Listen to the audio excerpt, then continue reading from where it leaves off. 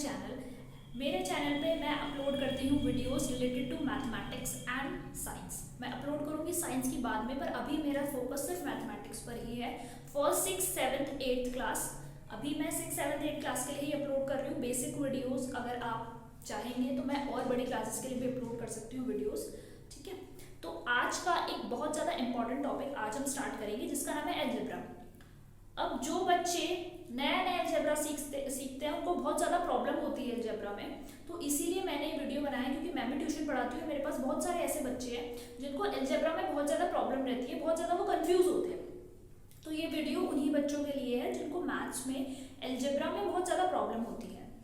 अब अलजेब्रा क्या है? अलजेब्रा मैथमेटिक्स की एक ऐसी ब्रांच है जिसमें हम मैथ्स में ABCD यूज करना स्टार्ट कर देते हैं। आप लोग 5th क्लास तक मैथ्स पढ़ते थे जिसमें आप सिर्फ मैथ्स में नंबर्स पढ़ते थे 1 2 3 4, पर जैसे ही आप 6th क्लास में आते हो और आप अलजेब्रा पढ़ते हो तो आप देखते हो हम मैथ्स में ABCD या फिर XYZ अल्फाबेट्स जो होते हैं उनको यूज करना स्टार्ट कर देते हैं। तो आज के इस वीडियो में मैं अलजेब्रा का टॉपिक स्टार्ट करवाऊंगी और आपको कुछ बेसिक टर्म्स बताऊंगी अलजेब्रा की, फिर हम आगे प्रोसीड करेंगे एक्सरसाइज पे। ये video 6th 7th 8th class या फिर ऐसे बच्चे हैं जो 9th में 10th में चले गए जिनको अलजेब्रा समझ नहीं आ रहा है, उन सब के लिए यूजफुल होने वाला है। अगर आपको वीडियो अच्छी लगे तो please like share and subscribe. सबसे पहले हम बेसिक टर्म्स को जानेंगे कि वो क्या होती है।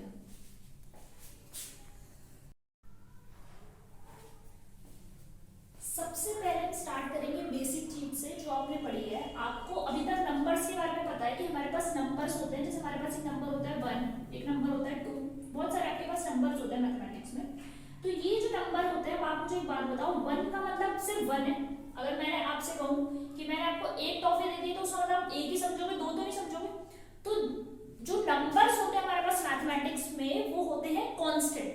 अलजेब्रा में हम उनको बोलते हैं कांस्टेंट्स, जिनकी वैल्यू फिक्स होती है उनको हम बोलते हैं कांस्टेंट्स या कांस्टेंट। कांस्टेंट्स अगर बहुत सारे, कांस्टेंट अगर एक है, तो कांस्टेंट जो होते हैं उनकी वैल्यू फिक्स होती है। कांस्टेंट का मतलब ही होता है फिक्स्ड। फिक्स्ड वैल्यू वाले जो नंबर्स होते हैं, जैसे आपका नंबर हो गया 6, 6 का मतलब 6 नहीं है, 6 का मतलब कभी 7 तो होगा नहीं, तो 6 फिक्स्ड है, 7 फिक्स है, 1000 फिक्स है, ऐसे ही 100।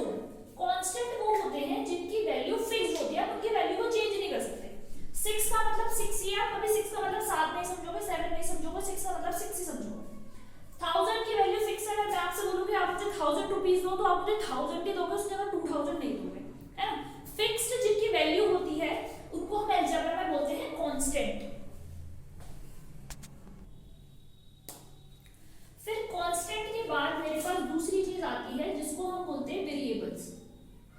वेरिएबल्स का मतलब होता है जिसकी वैल्यू बदलती रहती है, वेरी करती रहती है। वेरिएबल्स की वैल्यू हमेशा अलग अलग हो सकती है और अलजेब्रा में हम वेरिएबल्स को डिनोट करते हैं alphabets. We denote variables using alphabets.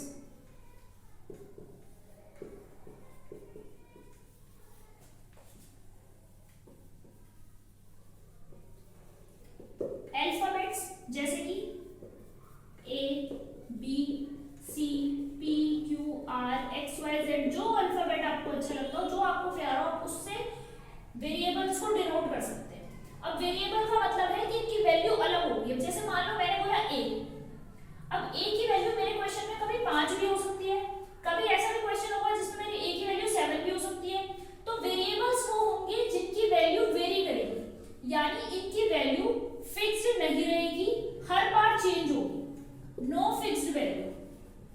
और इनको हम मैथमेटिक्स में अलजेब्रा में डिनोट करते हैं अल्फाबेट से, A से, B से, C से। जो वेरिएबल आपको 26 अल्फाबेट्स में से जो आपको अच्छा लगता हो ABCD, आप उसको वेरिएबल को उससे डिनोट कर सकते हो। A से कर लो, B से कर लो। तो आई होप आपको समझ आ रहा होगा कांस्टेंट क्या होते हैं और वेरिएबल क्या होते हैं। कांस्टेंट वो होते हैं जिनकी वैल्यू फिक्स रहती है, वो आपके नंबर्स होते हैं जो आप आज तक हमेशा मैथमेटिक्स में पढ़ रहे हो। और वेरिएबल्स वो होते हैं जिनकी वैल्यू वेरी करती रहती है, यानी कि चेंज करती रहती है, उनकी कोई फिक्स्ड वैल्यू नहीं होती। और उनको हम डिनोट करते हैं अल्फाबेट से, लाइक A से कर सकते हैं, B से कर सकते हैं।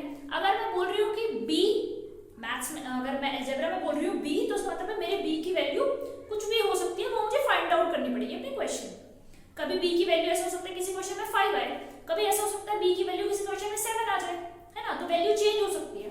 पर आप मुझे एक बात बताओ, मैं कांस्टेंट अगर मान लो मेरे पास एक नंबर है 1000, क्या 1000 की वैल्यू ऐसे हो सकती है कि एक क्वेश्चन में 1000 मान रही हूँ 1000 की वैल्यू को, एक क्वेश्चन में 1000 की वैल्यू को 2000 मान रही हूँ, ऐसा कभी नहीं हो सकता। तो कांस्टेंट की वैल्यू होती है फिक्स और वेरिएबल की वैल्यू हो सकती है चेंज।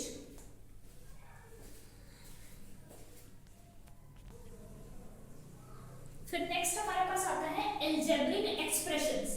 अब अलजेब्रिक एक्सप्रेशंस क्या होता है, मान लो मैंने आपके पास ऐसे कुछ लिख दिया 4x + 5y + z, तो इसको हम बोलते हैं अलजेब्रिक एक्सप्रेशन। ये एक एक्सप्रेशन बन गया, क्योंकि अलजेब्रा का एक्सप्रेशन है तो ये अलजेब्रिक एक्सप्रेशन। अलजेब्रिक एक्सप्रेशन में हम क्या करते हैं, अलग अलग टर्म्स को, इनको हम बोलते हैं टर्म्स। टर्म्स सेपरेटेड होती है किसी साइन से, वो साइन प्लस का हो सकता है या वो साइन माइनस का भी हो सकता है। तो एक्सप्रेशन बनाने के लिए हम क्या करते हैं, जनरली टर्म्स को ऐड करते हैं। तो ये आपका पूरा अलजेब्रिक एक्सप्रेशन है। अब इसमें टर्म्स क्या है, एक इसमें टर्म है 4x, ठीक है, बीच में आपका प्लस का साइन है, प्लस या माइनस से टर्म डिफरेंशिएट होती है। फिर ये आपका 5y है, 5y भी एक टर्म है, फिर ये आपका z है, ये भी एक टर्म है। तो अलग अलग टर्म्स को मैंने साथ में जोड़ दिया, तब बनता है एक अलजेब्रिक एक्सप्रेशन। फॉर एग्जांपल, एक और एग्जांपल ले लेते हैं। मान लीजिए आपको दे दिया है 3xy - 4। अब 3xy एक टर्म है, 4 आपका कांस्टेंट है। अभी मैंने बताया था नंबर जो होते हैं वो कांस्टेंट है, आप उसको टर्म भी बोल सकते हो। तो इसमें क्या करा, मैंने दो टर्म्स को लिया, ये भी आपका टर्म है और ये भी आपका एक टर्म है, और इन दोनों को सेपरेट कर रखा है मैंने प्लस के साइन के थ्रू, नहीं करा इस बार, माइनस के साइन के थ्रू सेपरेट है। वैसे जनरली अगर हम मैथ्स में बोलते हैं तो हम बोलते हैं प्लस ही करते हैं टर्म्स को। तो आप इसको एक बात बताओ, -4 को प्लस -4 लिख सकते हैं कि हमने 3xy में ऐड करा -4, ठीक है। तो हम कहते हैं कि जो अलजेब्रिक एक्सप्रेशंस होते हैं वो ऐड करने से ही बनते हैं। तो देखिए हमने ऐड कर दिया और -4 में आ गया, -4 प्लस माइनस माइनस होगा, तो आना तो आपका फाइनल में यही है। तो ये दोनों आपकी टर्म्स हो गई, एक टर्म हो गई आपकी 3xy और एक टर्म हो गई आपकी -4। तो टर्म्स को ऐड करके हम अलजेब्रिक एक्सप्रेशन बनाते हैं और इसे हम कहते हैं अलजेब्रिक एक्सप्रेशन। आई होप आपको समझ आ रहा होगा। फिर नेक्स्ट जो चीज हमारे पास आती है वो है फैक्टर्स। फैक्टर्स आप लोग 5th क्लास तक पढ़ते थे, उसमें क्या करते थे, आप नंबर के फैक्टर करते थे, यानी नंबर को तोड़ते थे कि नंबर किस किस टेबल में आता है, किस किस नंबर से मिलके बना है। तो ऐसे ही अलजेब्रा में फैक्टर्स में क्या करते हैं, तोड़ते हैं उसके उस टर्म को तोड़ते हैं। जैसे मान लो मेरे पास है 5xy, 5xy। अब आप मुझे बताओ 5xy किससे मिलके बना है, 5xy बना है 5 से। जब हमने 5 में x मल्टीप्लाई करा होगा और y मल्टीप्लाई करा होगा तब हमें मिला होगा 5xy। तो 5xy के फैक्टर्स क्या हो गए, फैक्टर्स इसके हो गए 5 x एंड y, ये तीन इसके फैक्टर हो गए। अब सपोज करिए एक और एग्जांपल मैं आपको दे रही हूं, जैसे आपके पास मान लीजिए 3x²। अब 3x² किससे बना होगा, 3x² के फैक्टर क्या होंगे, देखो जो नंबर होता है उसको तो आपको एज इट इज लिखना है। नंबर आपके पास क्या है 3, तो 3 से तो बना ही बना है। अब इसको तोड़ेंगे x² को, तो x² का मतलब है x को आपने दो बार मल्टीप्लाई करना। जब हम x को 2 बार मल्टीप्लाई करते हैं तो आता है x², x को 2 बार मल्टीप्लाई करो, तो इसके फैक्टर क्या है 3x एंड x। तो फैक्टर्स में आपको क्या करना होता है, उस टर्म को देखना होता है कि वो किस किस से मिलके बना है। आई होप आपको समझ आ रहा होगा। इसके बाद आपका टॉपिक है like terms and unlike terms. अब लाइक क्या होता है, लाइक मतलब एक जैसे और अनलाइक मतलब डिफरेंट। तो जो टर्म्स एक जैसे होंगे उनको हम बोलते हैं लाइक टर्म्स, और जो टर्म्स अलग अलग होते हैं उनको हम बोलते हैं अनलाइक टर्म्स। अब हम कैसे देखेंगे, देखो लाइक टर्म्स और अनलाइक टर्म्स। मान लो मैंने यहाँ पे टर्म लिख दी 4xy और एक टर्म लिख दी 5xy। तो हम इसमें क्या देखेंगे, हम इसके फैक्टर करके देखेंगे। अब अगर आप 4 4xy के फैक्टर करते हो तो देखो क्या आएगा आपके पास, 4 आएगा, x आएगा और y आएगा, है ना, यही आएगा। 4xy 4 से x से और y से मिलके वाला है, और 5xy के अगर हम फैक्टर करते हैं तो हमारे पास आएगा 5x और y, यही आएगा। अब हमें इसमें क्या देखना, हमें इसमें नंबर पे कॉन्सेंट्रेट नहीं करना, 4 को और 5 को नहीं देखना, हमें सिर्फ ये देखना है जो पीछे लिखा है xy और इसमें जो लिखा है xy, क्या ये दोनों सेम है। हाँ, इसमें भी xy है और इसमें भी xy है, तो अगर ये दोनों सेम है तो हम बोलेंगे ये टर्म कैसी हो गई, ये टर्म हमारी हो गई लाइक टर्म्स। ऐसे ही अगर मैं आपको एक और एग्जांपल दूं, मान लीजिए हमारे पास है 5x² एंड 10x², तो देखेंगे x² है यहाँ पर भी और यहाँ पर भी x² है, तो ये टर्म कैसी हो गई, ये भी लाइक टर्म्स हो गई। अब जो अनलाइक टर्म्स होती हैं उसमें इसका उल्टा होता है, ठीक है, उसमें जो नंबर होते हैं, सॉरी नंबर में जो आपका ये वेरिएबल वाला पार्ट है वो कैसा होगा, वो डिफरेंट होगा। जैसे मान लो इसी का एग्जांपल ले लेते हैं, अगर हमारे पास है 5x² एंड 5xy², क्या ये सेम है? काफी बच्चों को लगेगा ये सेम है क्योंकि यहाँ पर भी x है, यहाँ पर y है, यहाँ पर x है, यहाँ पर y है, पर नहीं, ये सेम नहीं है। क्यों? क्योंकि यहाँ पर x² है और यहाँ पे सिर्फ x है, तो इसीलिए सेम नहीं है, और यहाँ पर y है और यहाँ पर y² है। अगर आप इसके फैक्टर करोगे तो ये आएंगे 5x, x एंड y, और इसके फैक्टर करोगे तो आएगा 5x, y एंड y। तो देखो x इसमें 2 बार आ रहा है पर इसमें तो एक ही बार आ रहा है, तो ये कैसे टर्म है, ये हमारे अनलाइक टर्म्स है। आई होप आपको लाइक टर्म्स और अनलाइक टर्म्स का कॉन्सेप्ट समझ में आया होगा। लाइक टर्म्स मतलब सेम वेरिएबल्स, अनलाइक टर्म्स मतलब डिफरेंट वेरिएबल्स।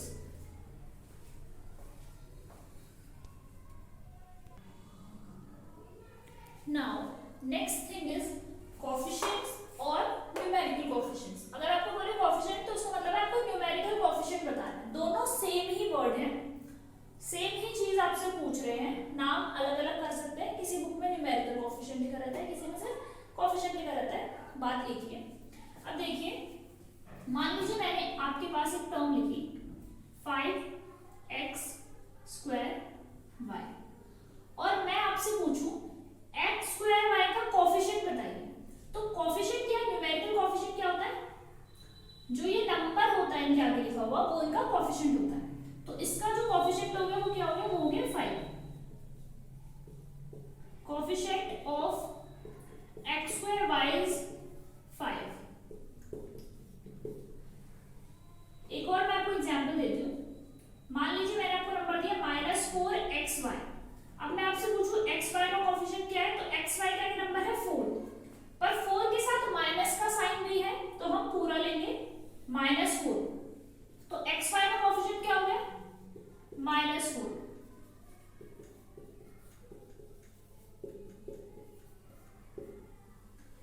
अगर मैं आपसे पूछूं 5x² का कोएफिशिएंट क्या है, x² का कोएफिशिएंट क्या है, तो x² का कोएफिशिएंट है 5।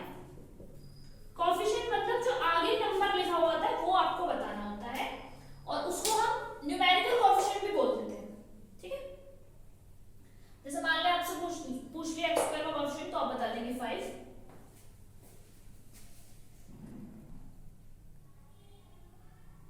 नाउ अब मुझे लगता है मैं आपको सारी चीजें बता चुकी हूँ, बस एक मेरा लास्ट पॉइंट है जो मैं आपको समझाऊंगी, और उसके बाद मुझे लगता है रेडी हो जाएंगे अलजेब्रा को प्रोसीड करने के लिए, उसकी एग्जांपल्स या फिर एक्सरसाइज ट्राई करने के लिए। पहले आपको कुछ इंट्रोडक्शन, जो टर्म्स होती है उनका मतलब जानना होता है, मतलब इस शब्द का क्या मतलब है, इस वर्ड का क्या मतलब है, और यहाँ तो टर्म्स का मतलब कुछ और ही है, मैं जनरल वे में टर्म्स यूज कर रही थी, ठीक है। तो अब मैंने आपको बता दिया था कि टर्म्स क्या होती है, लाइक टर्म्स क्या होती है, अनलाइक टर्म्स क्या होती है। On the basis of terms, terms के हिसाब से आप अपने अलजेब्रिक एक्सप्रेशन को अलग अलग कैटेगरी में डिवाइड कर सकते हैं। On the basis of terms, we can divide an algebraic expression into different parts. अब मैं पूरा नहीं लिख रही, मैं सिर्फ लिख रही हूँ on the basis of terms एक algebraic expression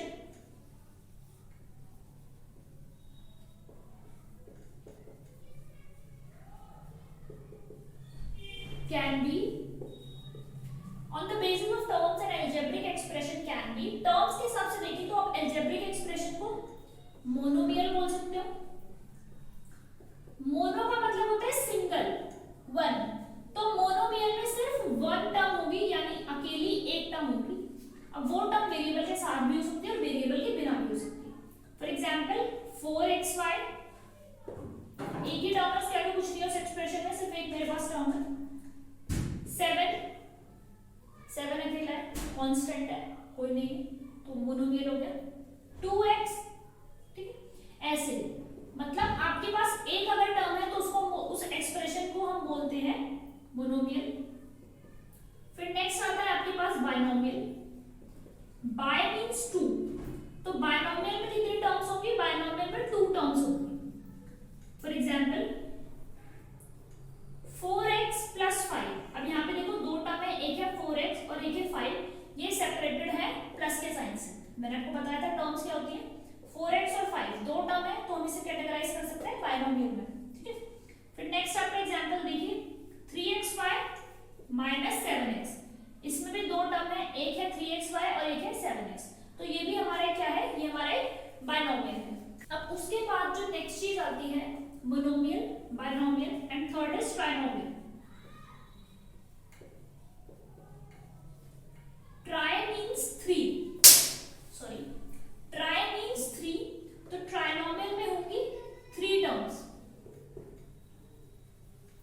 3 टर्म्स वाला जो एक्सप्रेशन होगा उसको हम बोल सकते हैं ये ट्राइनोमियल है। For example 4xy plus 7x plus y, तो उसमें 3 टर्म्स है, पहली, दूसरी, तीसरी, 3 टर्म्स है, तो ये एक्सप्रेशन क्या हो गया हमारा ट्राइनोमियल। एक और एक्सप्रेशन देख लीजिए 4x माइनस 5 प्लस 6x, ये जो आपका एक्सप्रेशन है ये भी एक ट्राइनोमियल है, first term, second term and third term. अब सपोज कीजिए आपको कंफ्यूज करने के लिए उन्होंने ऐसे लिख के दे दिया कुछ,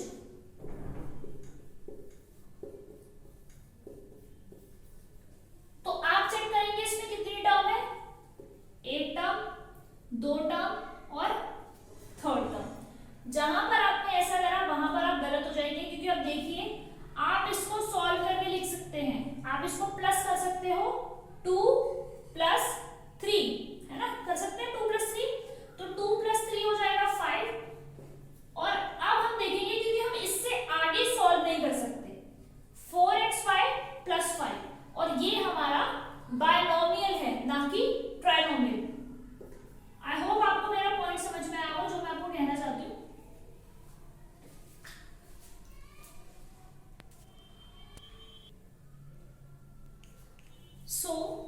हमने पढ़ा है कि कोई भी अलजेब्रिक एक्सप्रेशन उसको हम 3 कैटेगरी में डिवाइड कर सकते हैं, मोनोमियल अगर उसमें एक टर्म है, बायनोमियल अगर उसमें 2 टर्म्स है, एंड ट्राइनोमियल अगर उसमें 3 टर्म्स है। अब एक आपका इंपॉर्टेंट वर्ड आता है जिसको हम बोलते हैं पॉलिनोमियल। पॉलिनोमियल का मतलब है कोई भी ऐसा एक्सप्रेशन जिसमें एक या एक से ज्यादा टर्म है, 1 और मोर देन 1।